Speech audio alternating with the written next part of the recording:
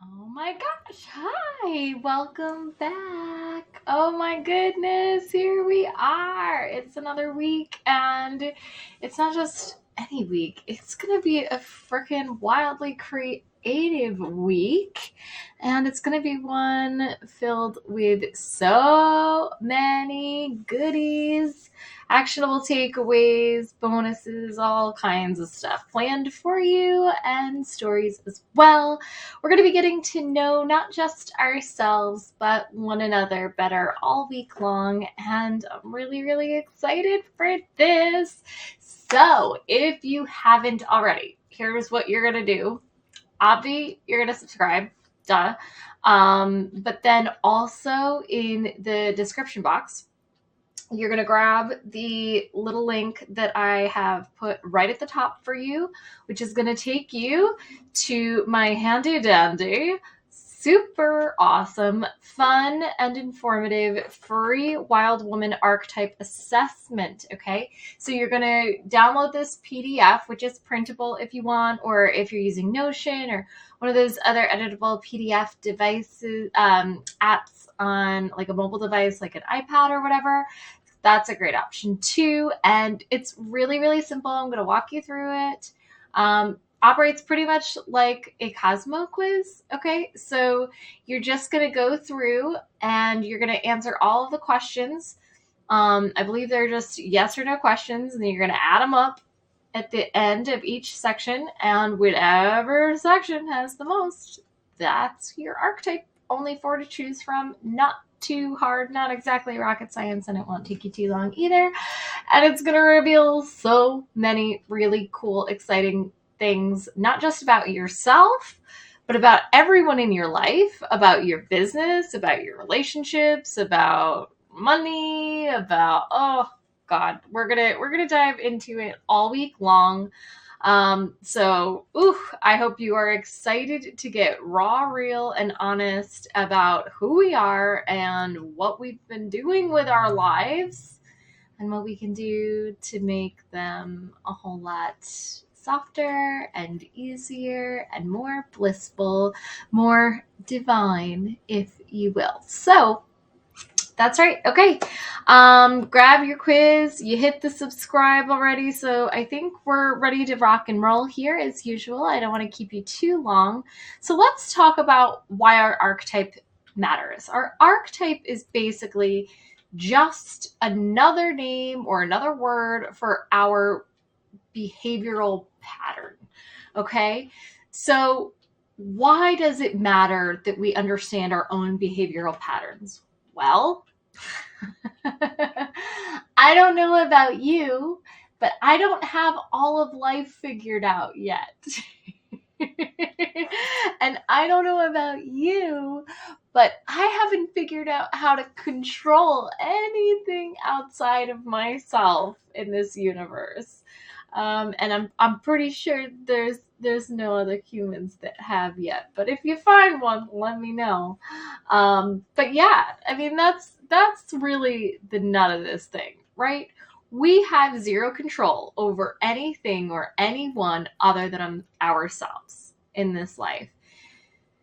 So why not carve out a little control where we can and really get to know who we actually are, not who people tell us we are, who we are, not what we do, who we are, not what we say about ourselves or to ourselves, who we really are at our core, why we do the things we do, why we say the things we do, why we think and believe the things we do, and how all of these are intertwined and related and playing a very big role in our businesses, right?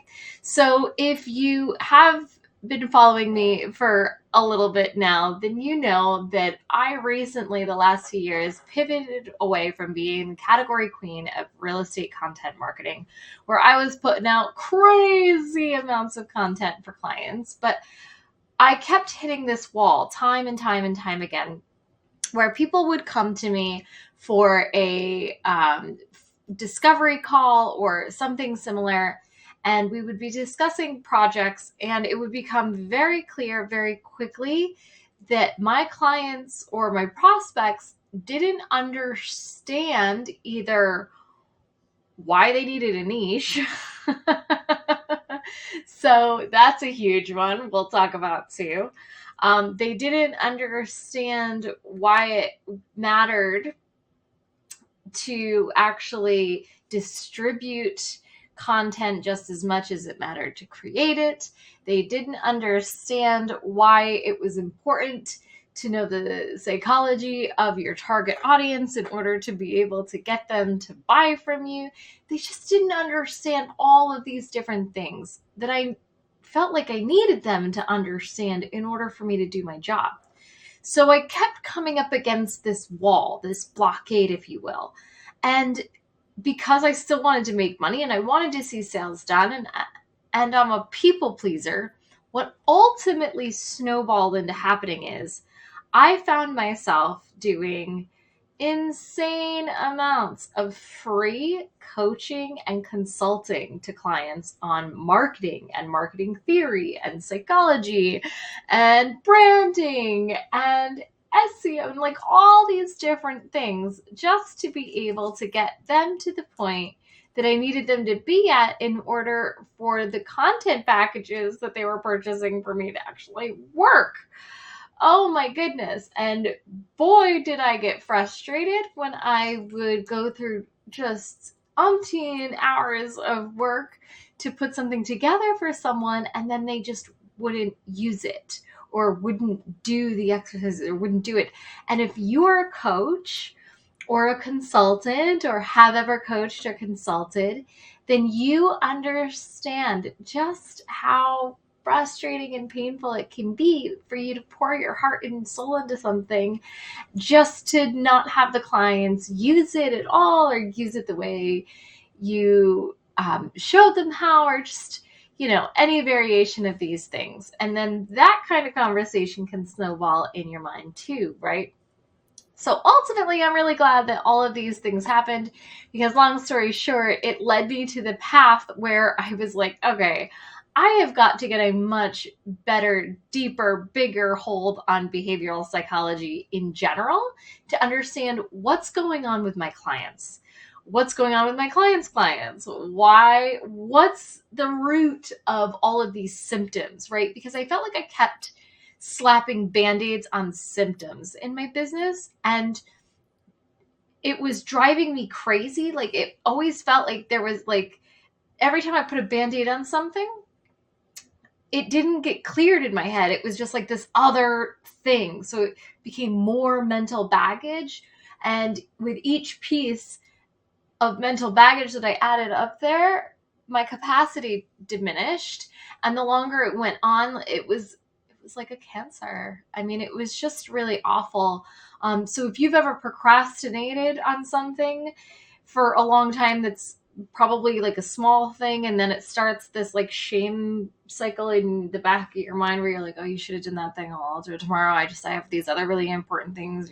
Well, it's not a big deal, but you should just do it. I'm like, I know. And you just go back and forth with yourself, and you keep procrastinating, and making yourself feel worse all the way along. And it just becomes this whole thing. And then you finally get it done. And you're like, wait a minute, why didn't I just do that? Why did I make that so much harder and bigger than it had to be? Why do I always do that? And that right there is the answer. The first and most obvious answer as to why it's so important to learn about and activate our archetype. If you ever find yourself going, why do I always do this? Why do I always choose these men? Why do these kinds of clients always find me? Why do I always bite off more than I can chew? Why do I keep implementing new plans and changing them? All of these things. Why do I keep doing this? That's exactly what we're talking about tonight. I'm going to tell you why. I'm going to tell you why. Your archetype, better yet, will tell you why. And you're going to reveal your archetype in that free assessment. And if you haven't grabbed it, again, it's in the description, or you can grab it on my website, scalingwithsoul.com. So it matters for a zillion bajillion reasons. But for now, let's just say that, first of all, we can't change what we don't recognize, right? So by going through this assessment, ultimately what I hope will come of it is that you will start to gain some magic mirror kind of clarity around your deepest fears and your desires and how they are driving behaviors and beliefs that are really calling the shots in your whole life. But what's better than that is not just recognizing it, but then going, oh, well, now that I see this, what am I going to do about it? Right? And then I'll show you how and what you need to do, how to take those steps, and where to get the support and all that kind of good stuff after that. But it starts with finding out, whoa, oh, yeah, that's my archetype for sure that I do that. And I'm telling you right now, if you haven't already taken the quiz, it's uncanny how close these are to your behaviors. So we can't change what we don't recognize, and we can't grow unless we change. We just can't. Your highest and best version of your business and self are going to require you to shed some skin, okay? So it's going to require changes. It's going to require different choices. It's going to require different sacrifices. And all of these things are okay and optional, right? I'm not here to tell you that the only way to be alive or be in business is to be building some mega huge empire. It's not, and that's not divinely feminine either. And you'll learn that as we get into these archetypes, that only certain archetypes are driven towards that kind of power. One in particular, really driven towards power, while others, more like myself, are more driven towards things like play and creativity. But we'll get into it all. So we can't change what we don't recognize, and we can't grow unless we change. And we need to ultimately discover those root beliefs of our behaviors, because what are we doing here? I mean, we don't want to be chasing after clients and jobs and all that kind of stuff all the time, right? That's not what we did not trade our jobs or our previous careers for 10 bosses because we wanted to be run ragged, like constantly trying to bounce between managing client projects and growing our own business and our own admin and then self-care and what about a social life, and oh my goodness, it just gets so overwhelming. And when do we have time for it all? Oh my goodness. All that drama starts to clear up once you activate your divine feminine archetype and get to know your own behavioral patterns, okay? And then finally, as a result, look at that typo, look at that. You're going to improve your relationships with self, loathed or loved ones, and your clients. Pretty much all your relationships are going to change. And I got to warn you, all of literary characters, storylines, everything are based on these archetypes. So what happens is, once you get to know them really well, movies, TV shows, books, songs, all of these things, you're going to see them, hear them, experience them completely differently in a really cool way, but in a way where it's like a little surreal too. Suddenly you're going to say, these archetypes are everywhere. They're everywhere. You're going to be calling them out. You'll be like, that's a dreamer. That's a maiden. That's a queen. Hey, you know? And people, this is the craziest part. These behaviors and these like quotes and stuff that are included in your assessment,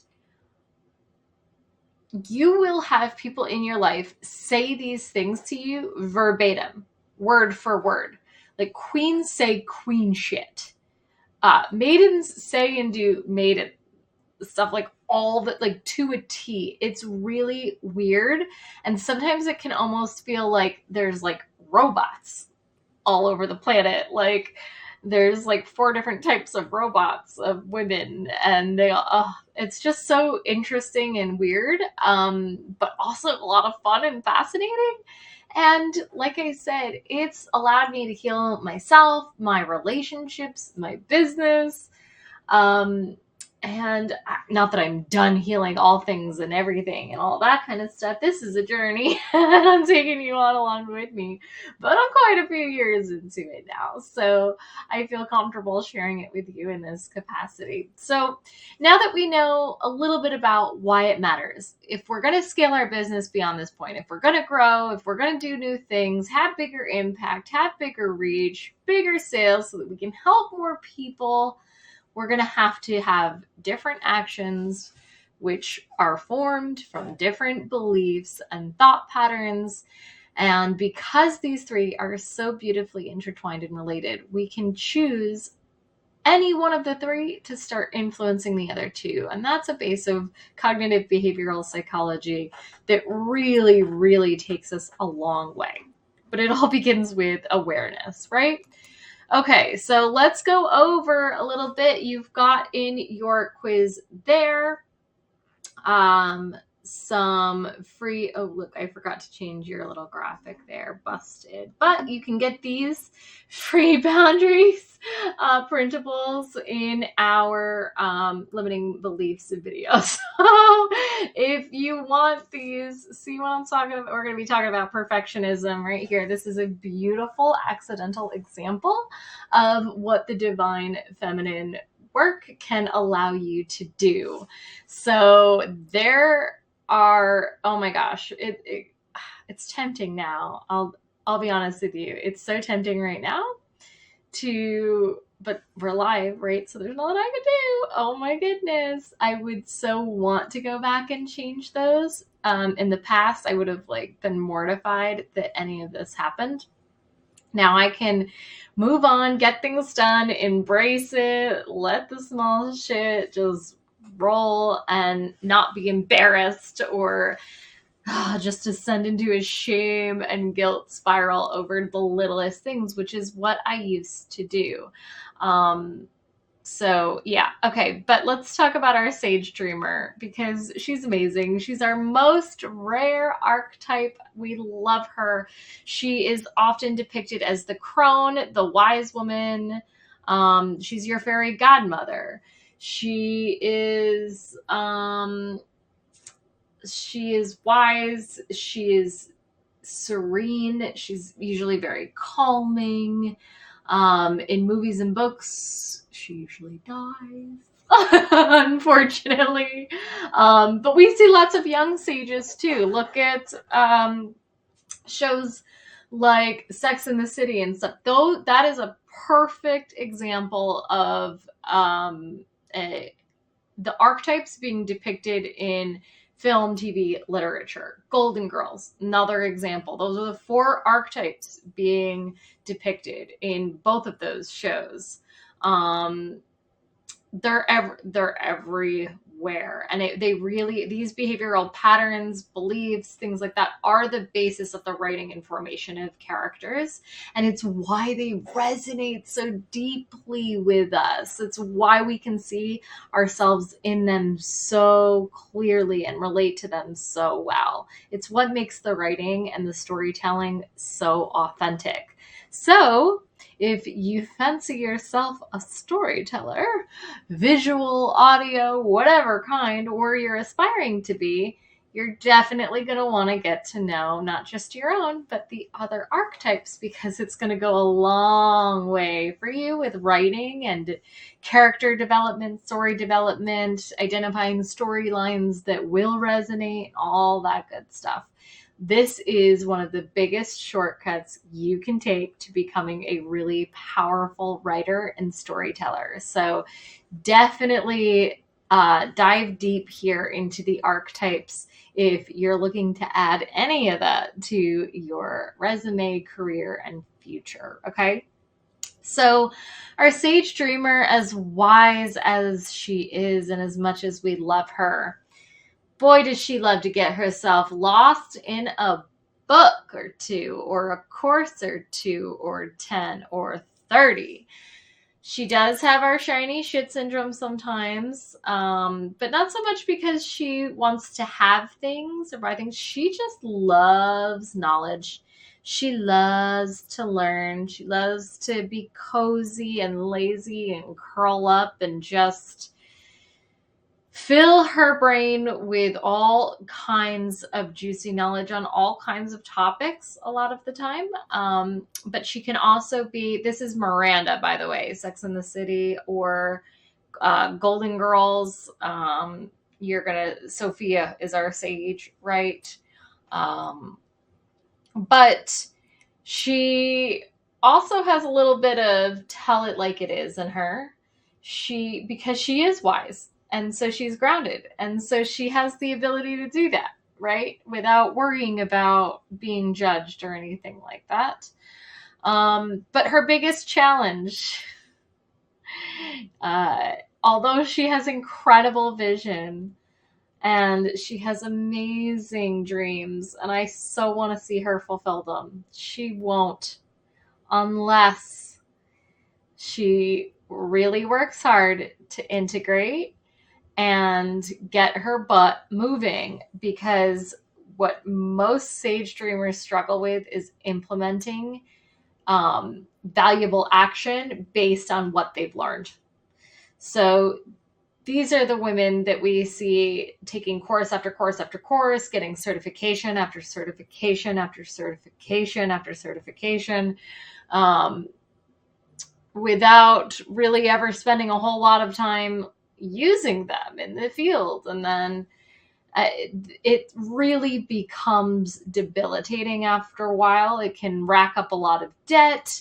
It can cause quite a bit of drama. So because our sages are usually already working with an innate wisdom that allows them to channel that hard worker within them, they need to listen to and spend some time embodying their inner queen, their inner matriarch, who is the most masculine of all of our archetypes. But boy, does she know how to get shit done.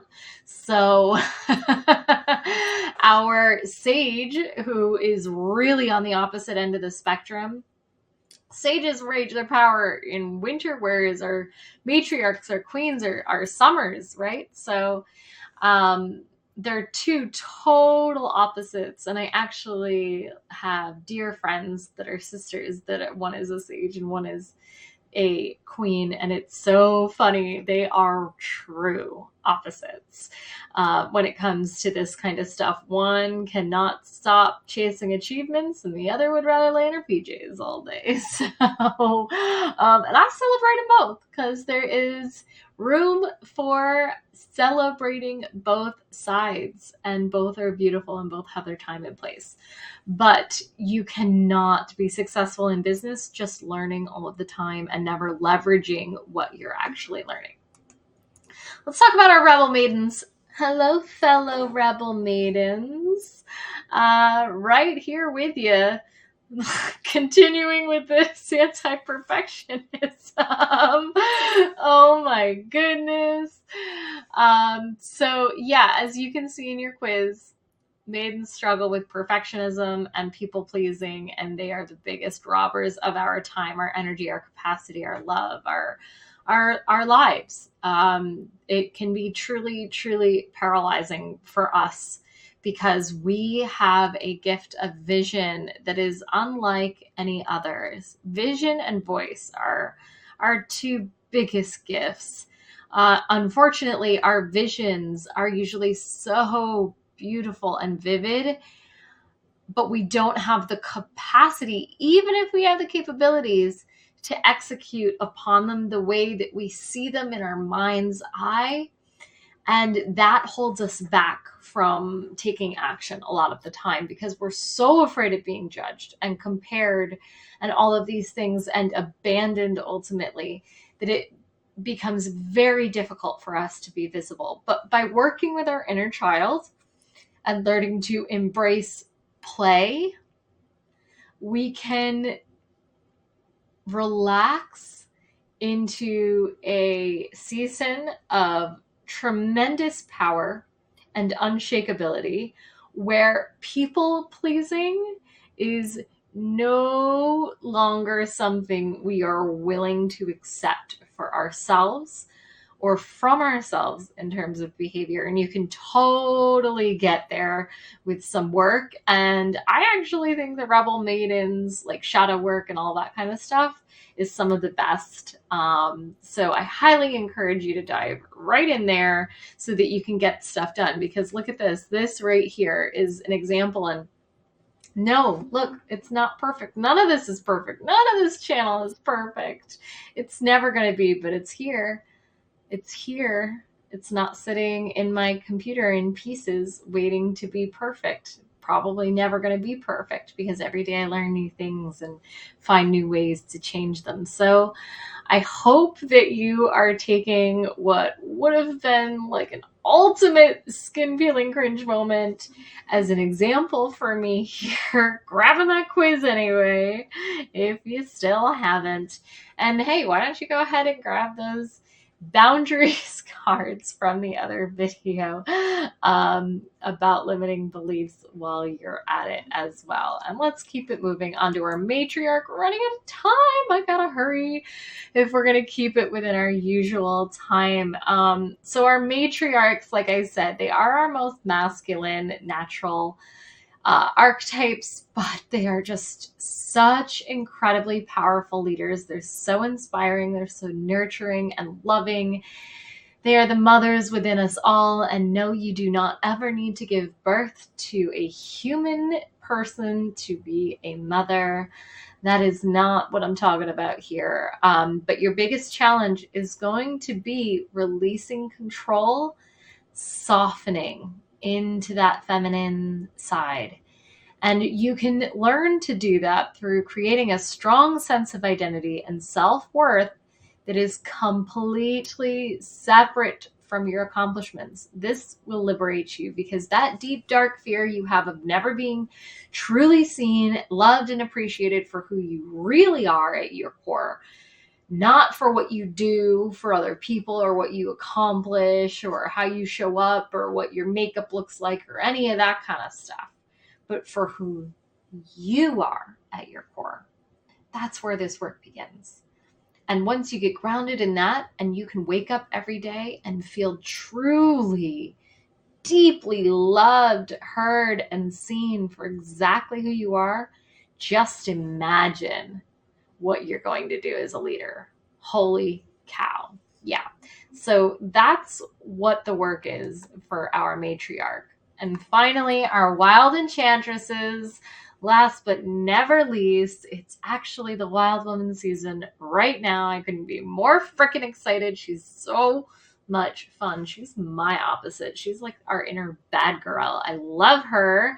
She's a badass. She also gets things done and she knows how to stick it to the man like nobody. But she also has a way of being really coy and cunning and clever and celebrating intelligence and just creativity and instinct and all of these beautiful things that make us innately women, right? Oh, love the Wild Enchantress as much as the patriarchy wants to demonize and demoralize her. She is pure enigmatic magic.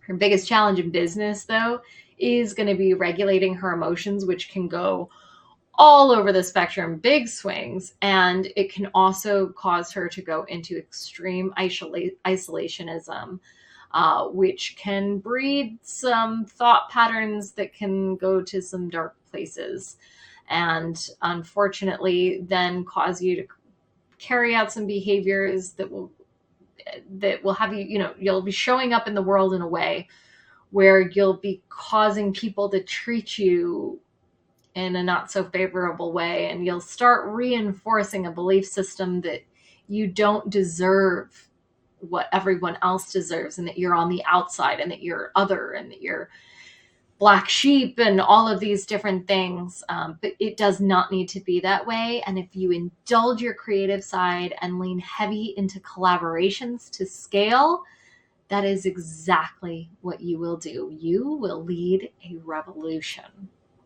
Wild enchantresses are pure magic, and I love every one of you with all of my heart. I wish I could be you. So, okay, this week, we are going to be going deeper into each of these archetypes, their ideal clients, where they fall down, what they should be doing in terms of targeting and messaging and offers and businesses and all this kind of good stuff. So come back tomorrow and the next day and the one after that. Hit that subscribe and the bell button so you know when to be here. I love you so much for watching, and I can't wait to dive deeper into that Sage Dreamer with you tomorrow night. It's